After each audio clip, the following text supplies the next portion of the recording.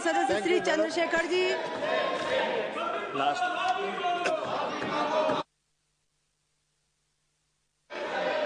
धन्यवाद सभापति जी। मणिपुर देश का अभिन्न अंग है, वहां महिलाओं एवं बच्चों की सुरक्षा सुनिश्चित की जाए।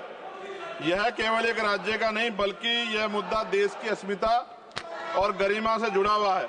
अतः वहां शांति व्यवस्था बहाल कर महिलाओं एवं बच्चों को सुरक्षित माहौल प्रदान किया जाए।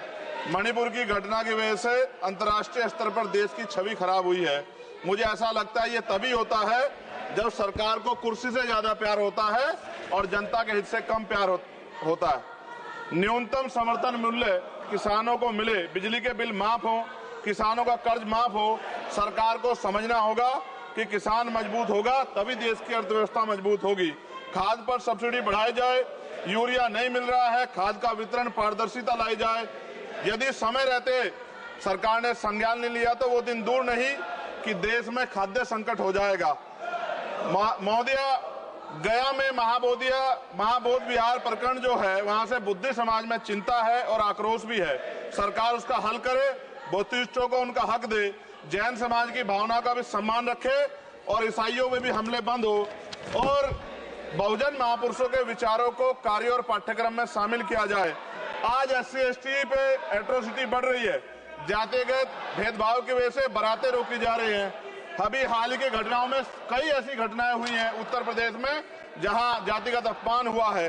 नगीना लोकसभा क्षेत्र में किसानों की मुख्य आय का साधन गन्ना उत्पादन है, लेकिन न गन्ने का मूल्य में वृद्धि हुई है और न ही मिल द्वारा समय पे भुगतान किया जा रहा है। गन्ना किसान मजबूत होगा तभी ग्रामीण अर्थव्यवस्था मजबूत होगी। साथ साथ SC/ST का प्रमोशन में रिजर्वेशन नहीं दिया जा रहा है, उल्टा निजीकरण करके नौकरी खत्म की जा रही है, बैकलॉग नहीं भरा जा रहा है, पुरानी पेंशन बहाल नहीं की जा रही है। ये सब बार बार मैं इसलिए बोलता हूं कि हमारे लोगों को पता लगे कि सरकार को उनकी परेशानियों से कोई फर्क नहीं पड़ता और वो समझे सरकार उनकी कितनी तेजी है।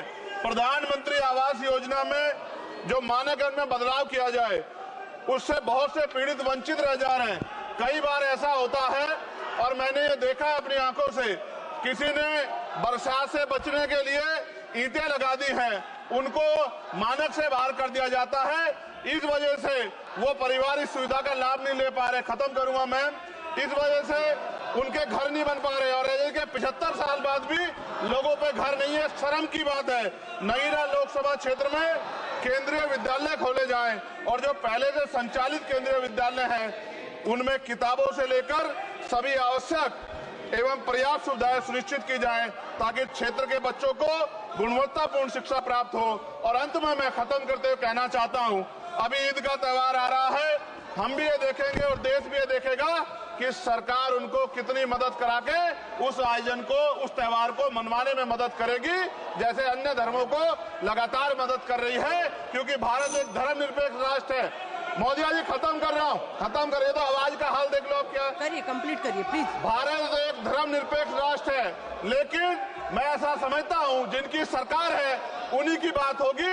मुसलमानों की, जैनों की, सिखों की, रविदासियों की और बौद्धिस्टों की जो आंदोलन कर रहे हैं और पुलिस लाठी मार रही है, मैं समय रहते चेतित कर रहा हूँ। सरकार को चिंता करनी चाहिए कि बौद्धिस्टों का अपमान ज्यादा दिन बौद्धिस्ट बर्दाश्त नहीं करेंगे। महाबोध विहार हमारा हक है और वो देना पड़ेगा। आपका बहुत बहुत धन्यवाद।